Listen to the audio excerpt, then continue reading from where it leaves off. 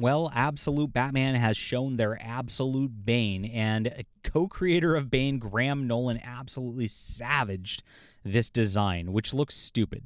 Now, I think a lot of the Absolute Batman designs look stupid and always have. I think they're trying to give you that nostalgia bait of like Image Comics 90s, like of Rob Liefeld's like Cap Tits and things like that. You remember Cap Tits? If you remember that, put it in the description below. Hoping that's going to do well for sales, and I guess it has. I guess there's a lot of like 90s fanboys out there who are just like, I don't even care, just beat them up, big ass steroids Batman, yeah. And don't actually care about whether it feels like Batman, whether the characters actually feel like they're part of anything other than just some slop.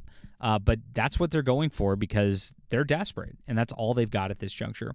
Now, like I said, I think the storyline's been just mediocre at best. It's not been terrible, but there's nothing really to it. It's just like big roided Batman, big roided car running over stuff, cool. And then, of course, you throw in your things that are diversity stuff like Black Barbara Gordon, and that's what you got right now.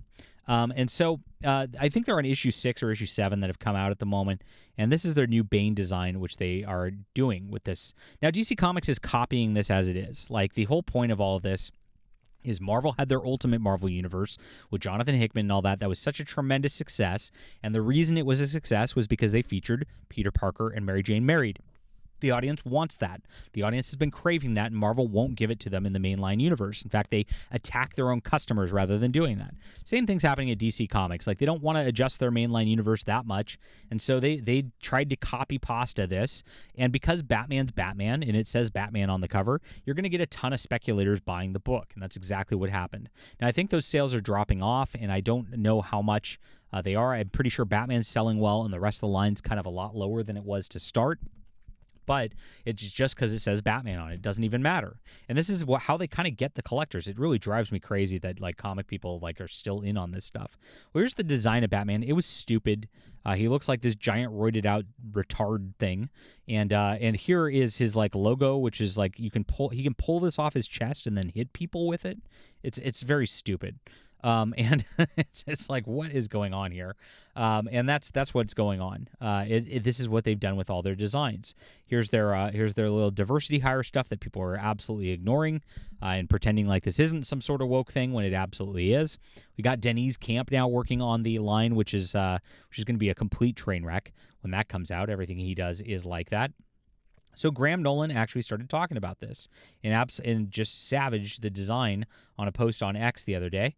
He said, as the designer and co-creator of Bane, this is a terrible abomination. You can look at it here. This, what's wrong with his head?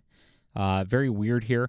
And a lot of people don't understand the character of Bane. Like, if you look at the original character of Bane, it's not like the movies. Bane is a very just intelligent person he can outthink Batman, can outwit Batman, and not only does he have his venom sort of serum here that like roids him out and like makes him a stronger person than Batman also, but that he's got everything as a villain.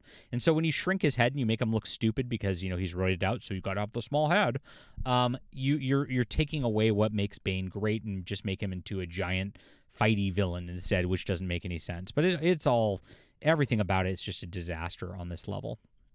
So, and Demian actually said, what do you think of the Dark Knight Rises version of Bane? And he said it's a fail as well. And then this person says, is it the head? He says, we can start there. Yeah, oh my gosh, what a train wreck on that level. And you can look at it. One person actually called him out and said, hey, don't you think there's room for other artists to reimagine the character? He says, of course. Many have and done excellent interpretations. This is not one of them. And I agree that this is not one of them. It's incredibly ugly. It looks terrible. Even Chuck Dixon, who's the other co-creator, the writer, look at his whittle head, making fun of it right here. This is what they're doing with Absolute Batman again.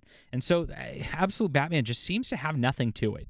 There's no substance to it. It's just let's roid it out. Let's just make it a big giant epic bloody fight. Yeah, and it's got like zero depth to it. And I guess like that's going well enough for it to be the top seller for DC Comics. That's what's left of DC Comics these days. This is their leftover slop. It's dark. It's edgy. It's just like, they're trying to bring back Dark Knight Returns as a vibe, but then make Batman totally unrecognizable in the process. And that's what they've done. So I just think this has been a terrible thing for DC Comics. I don't think it's going to last all that long. I think people are going to tire of it very, very quickly. And with designs like this, that's going to help things along very quickly as well.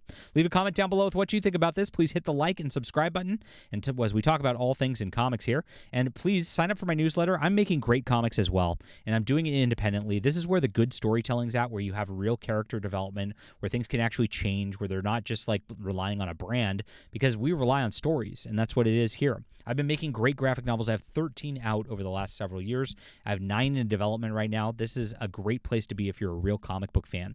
I've also got my books as a bookstore in the description below, so if you want to actually support our channel, they're there. Thank you so much for being here.